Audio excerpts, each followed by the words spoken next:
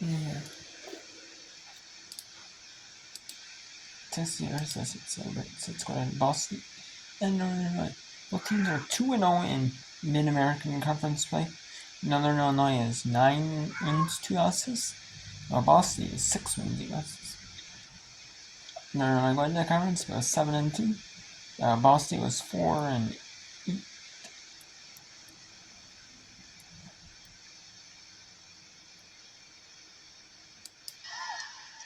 They said on the circuit there was a little hesitation from Snook. Some of these schools you see in division, they have like not a ton, like a huge offense, but they always have a like huge like room for seating.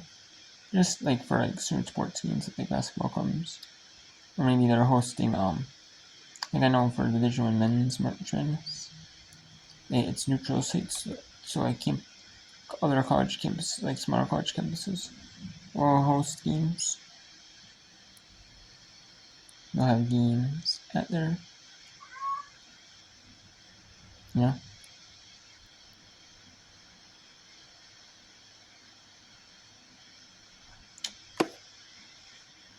Sometimes, like, eventually, like the smaller, bigger schools will even get bigger yet. The smaller big schools will get big eventually someday.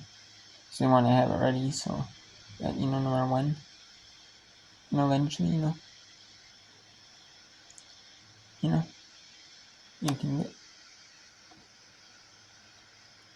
can get Ball State, and like these schools like Ball State, Northern Illinois, all these like smaller schools, like the AG seem small, maybe we'll get really big, really big someday in the future. You know that like all college sports is like growing, like the small schools, like the big schools. It was just like the big schools for now. You have the smaller schools starting to get a hold more. Now smaller schools starting to get more. You see the bigger schools. I don't know. So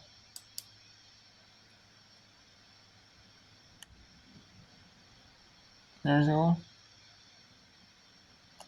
the Eastern Russian Eagles, 37 minutes, 52 seconds in the first half of 32 minutes, 37 minutes, 52 seconds left in the first half. So, sure, she'll take that foul 10 times out of 10. What we call a low risk, high reward. If you wish to call it a foul, which the referee in bright yellow does. Another through ball. Walker coming off the line again. Riz get it out of bounds. Ashlyn Dvorak, the redshirt junior out of Billings, Montana, so didn't go very far. Some hometown heroes. Home state, we should say.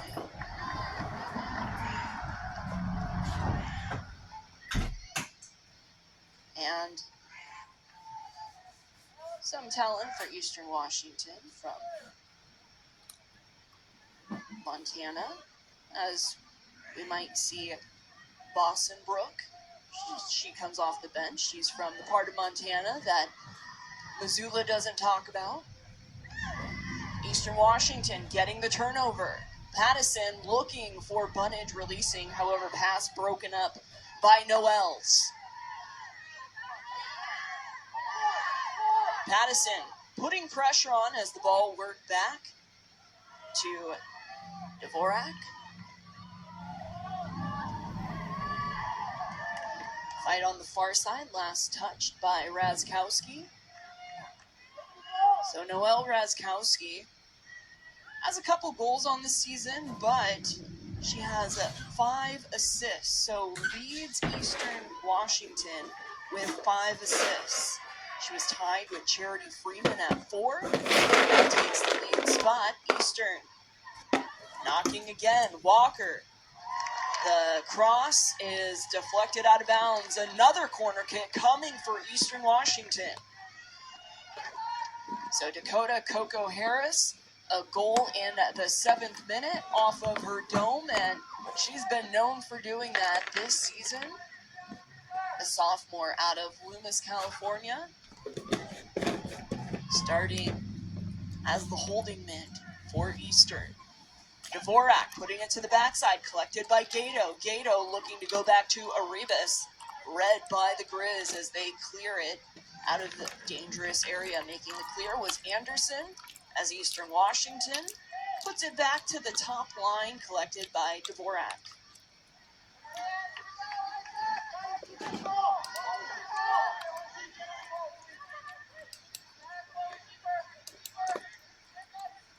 So just over 10 minutes, 10 and a half minutes into this game. 1-0 Eastern Washington. And Center has an ace for Ball State. This one's a miss in. NIU burns a timeout. They are out of timeouts for the remainder of the first set. So 2 timeouts taken, 2 challenges taken before the 15-point mark. Not often you see that back and forth. yeah, I was actually kind of surprised by the first timeout as well too. Being 4-0, I think sometimes, you want to give your team a chance to work some kinks out, but then at some point you also have to say, hey, we got to slow the roll here, otherwise this can snowball out of our hands. And they're down by 7. I think the biggest thing is that they look like they're playing very tense. This doesn't look like what they normally do. They have 4 hitting errors in 7 service errors. That's the 7-point differential right there, right? So if you add those together, or if you take those away, I mean, we're tied at 12. So It's been the difference maker so far. The attack errors and service errors. Plus in that territory. yeah, Ball State's one of those teams where they like a mistake, right? They try to play as clean as possible. They extend rallies. They're waiting for you to air yourself out. And it seems like NIU is wanting to hey, let's get this point over in the first swing. I think they're doing a nice job defensively extending the rally, but it's like almost that sense of frustration of like, why is this ball not scoring? Why is this ball not scoring? Well, because you're playing one of the best defensive teams in the MAC. Like, they're going to get their digs, right? They're going to keep plays going. They're going to play scrappy. So I want to see NIU just kind of relax from the game just a little bit more. Try to keep it even keeled, not play as tense.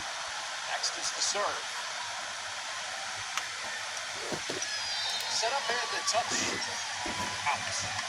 But to your point, settling in for NIU, when they do settle in, so what they can do against a team like Central Michigan, reverse sweep, come back and win that 3-2. Yeah, exactly. And again, CMU is a great team. It's one of the top teams in the MAC annually. So we've seen this before, right? They can be down 0-2 and come back and get a reverse sweep. So if I'm Ball State, I'm not letting the fact that we're up 9 points carry into the next set and say, hey, we can just let our foot off the gas. Like, this is not an NIU team that you can just sit back, relax, and play against. They're going to come back. They're going to fight you. Let's see what they can do with this run here. McCartney's going back to serve. You got Ava Gravengood back in the front row, so let's see if they can put some points together. Last point from Autumn Flynn. 300 kills this year. Axkiss trying to save it for Tyler. And a late whistle awards the Huskies the point. Yeah, that ball was just a little, that was a really tough set for Axis to make. She went up one-handed, tried to snow cone it out to Carson Tyler, went outside the antenna. Carson Tyler couldn't keep it in play. Axkiss for Tyler, rears back and releases. Her first goal. Again, that I feel like is Carson Tyler's most dangerous shot. I mean, she can hit with a lot of power going cross too, but if you let her have a line shot, you better watch out for your head. The initiative early in the second half through the first few minutes. Already with a goal, and again, continuing to apply the pressure. And Texas State got it to go in the first few minutes of the second half. It's tied at halftime. Toward net, header up high to Shane, able to take it out of the air just ahead of Samare.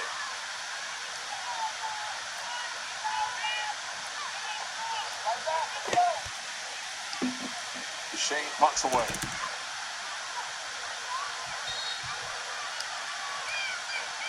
It was Montgomery, and Lyle getting tied up. Going to be an ASU foul, will be the 5th of the match.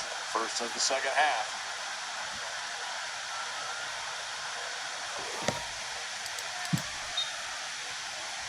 So Bradley will set it up.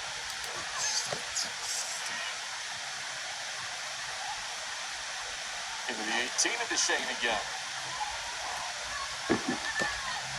Getting to race up to Shane had Bassett coming off to a right softball out of Lumberton, Texas.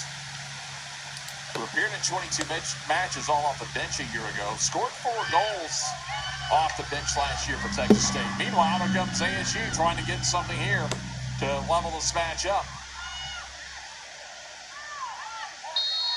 It's going to be Horn who kept her footing initially. Too much contact eventually. Going to be on Texas State. So just trying to dribble around. And they're going to whistle a trip. This impeded the progress. So it will be Peacock to take the kick. You've got Flores, Ryle playing up. On that backside is going to be Veach who comes down. Horn back there as well. Peacock's going to line it up. Goes right on net looking to the near post, but Escobar had it cut off. Escobar just a couple feet off the near post. Maybe just one slide step to her left. And closed the door on that one. Good thought, though, by Peacock with everyone else playing 18 yards off. Trying to see if Escobar would play too far off the line. Escobar, though, kept her positioning. Meanwhile, the Arkansas State foul at midfield will pull the ball on down.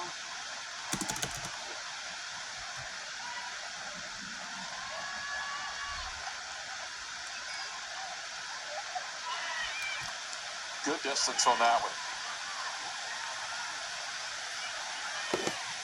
They poke it up. Clear from 15. Touched by Flores. Chance for a counterattack. They'll play it back into the center. Texas State now trying to mount a counter of their own. They're 6 wide on this.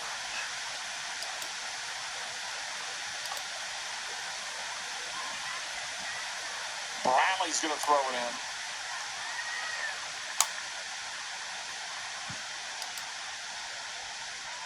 Toward the line, couple of deflections, and it's going to get off Chloe Jones. Now to give it back to ASU.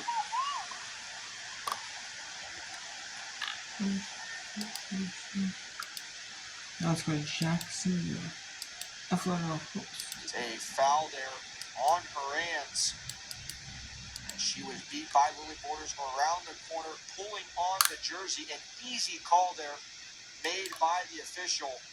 As the whistle is sounded, an immediate yellow card is issued.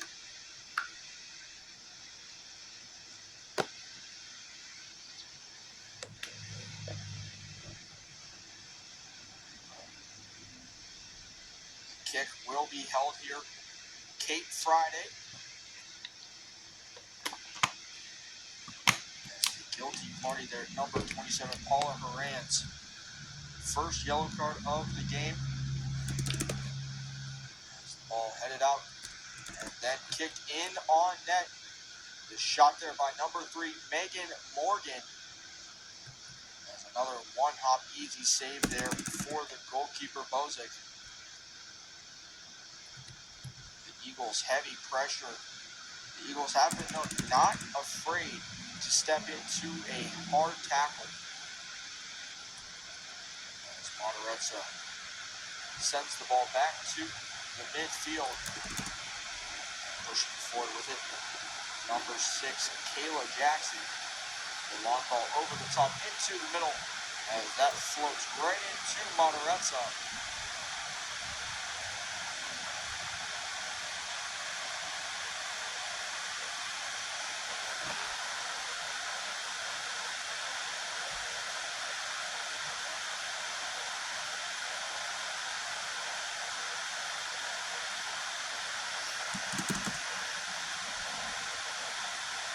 Sent back to the outside.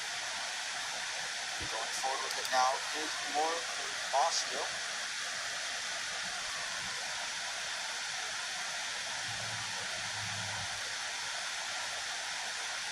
Kicked out by the Eagles defense. Once again. Eagles. A throw in coming for the Dolphins.